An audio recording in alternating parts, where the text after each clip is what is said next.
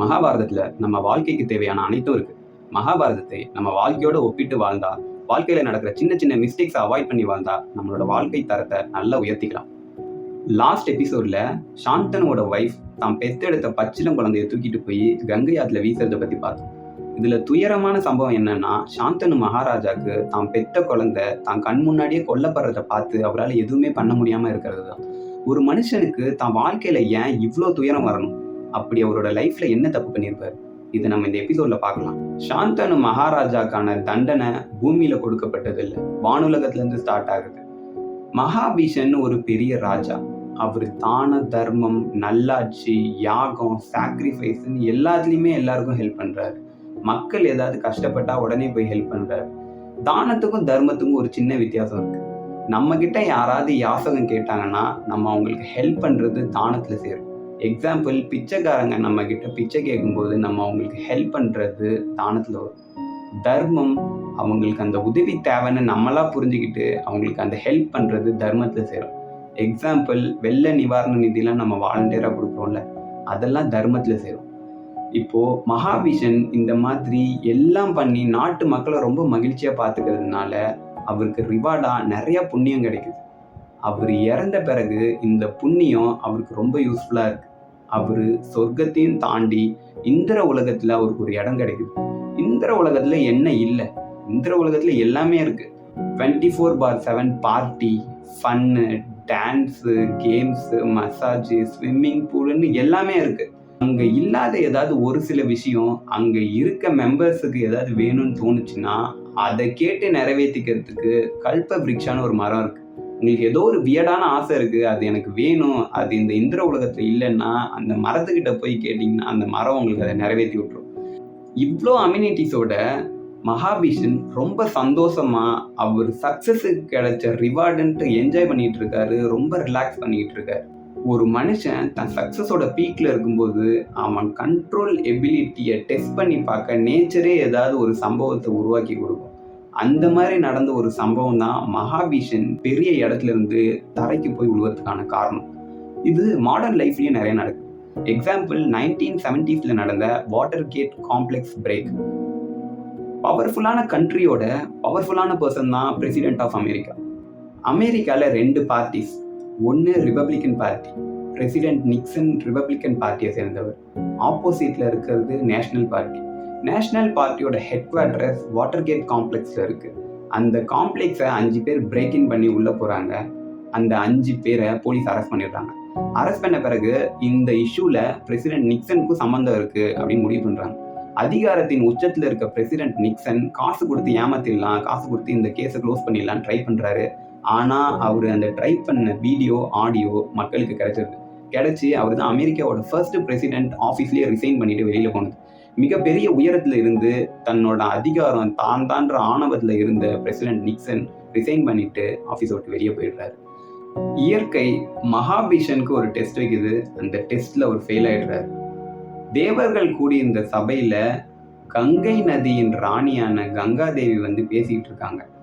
அப்போ காத்து பலமா அடிக்குது, அவங்களோட சேலை லைட்டா விளைக்குது. இதை பார்க்க கூடாதுன்னு புரிஞ்சுக்கிட்ட எல்லா தேவர்களும் தன் தலையை திருப்பிக்கிறாங்க.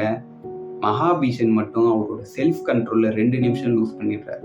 இத்தனை வருஷம் நல்லாட்சி, தான தர்மம்ட்டு எந்த தப்புமே பண்ணாம டிசிப்ளின்டா வாழ்ந்த மகாபீஷன் அந்த 2 செகண்ட் செல்ஃப் கண்ட்ரோல் லூஸ் பண்ணதுனால மகாபீஷனா இருந்தவர் சாந்தனுவா பூமியில வந்து வாழ்றாரு. கரெக்ட், உங்களுக்கு தோன்றது ரொம்ப கரெக்ட். செல்ஃப் கண்ட்ரோல் லூஸ் பண்ண ஒரு 2 நிமிஷத்துக்காக இவ்வளோ பெரிய தண்டனையா? இதுக்கு ஒரு ரியல் லைஃப் எக்ஸாம்பிள் நான் சொல்கிறேன். ஒரு பையன் 20 கிலோமீட்டர் டெய்லி ஆஃபீஸ் போயிட்டு இருக்கான் 5 வருஷமா. ஒரே ஒரு நாள் பைக்கில் போகும்போது அவனோட செல்ஃப் கண்ட்ரோலை லூஸ் பண்ணி ஃபோனில் கால் வரதை அட்டன் பண்ணி பேச ஆரம்பிக்கிறான். அப்போது ஒரு ஆக்சிடென்ட் நடக்குது. பின்னாடி அந்த கார் அவனோட கால் மேலே ஏறிடுது. இதனால் அந்த பையனுக்கு காலே கட் ஆகிடுது. அந்த பையன் போய் சொல்ல முடியுமா, என்னோட செல்ஃப் கண்ட்ரோலில் நான் 2 நிமிஷம் தான் லூஸ் பண்ணேன், அதுக்கு ஏன் எனக்கு இவ்வளோ பெரிய தண்டனை கொடுத்தீங்கன்னு யார்ட்டையா கேட்க முடியுமா? அதே மாதிரி தான் மகாபீஷனுக்கு நடந்த சம்பவம். இந்த செல்ஃப் கண்ட்ரோல் லூஸ் பண்ணுறது நம்மளோட லைஃப்பில் நிறைய டைம் நடக்கும். நம்மளோட ஆஃபீஸில் ரொம்ப இம்பார்ட்டண்ட்டான வேலை பார்த்துட்டு இருப்போம். ஏதாவது ஒரு தேவையே இல்லாத விஷயம் வரும், அதில் ஃபோக்கஸ் பண்ணி நம்மளோட ப்ரையாரிட்டியை லூஸ் பண்ணிடுவோம். செல்ஃப் கண்ட்ரோல்டாக இருந்தோம்னா நிறைய சுச்சுவேஷன்ஸை ரொம்ப ஈஸியாக நம்மளால் ஹேண்டில் பண்ண முடியும். இந்த விஷயம் இந்திரனுக்கு எஸ்கலேட் ஆகுது. இதை கேட்ட இந்திரன் செம்ம அப்செட் ஆயிடுறாரு.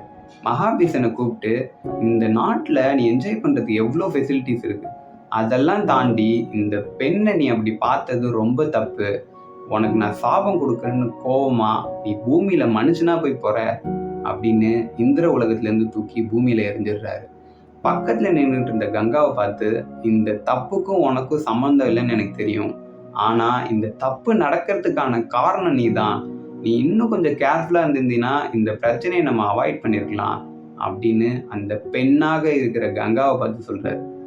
நம்ம கரண்ட் லைஃப்ல இது நிறைய விஷயத்தோட ரிலேட் பண்ணிக்கலாம்.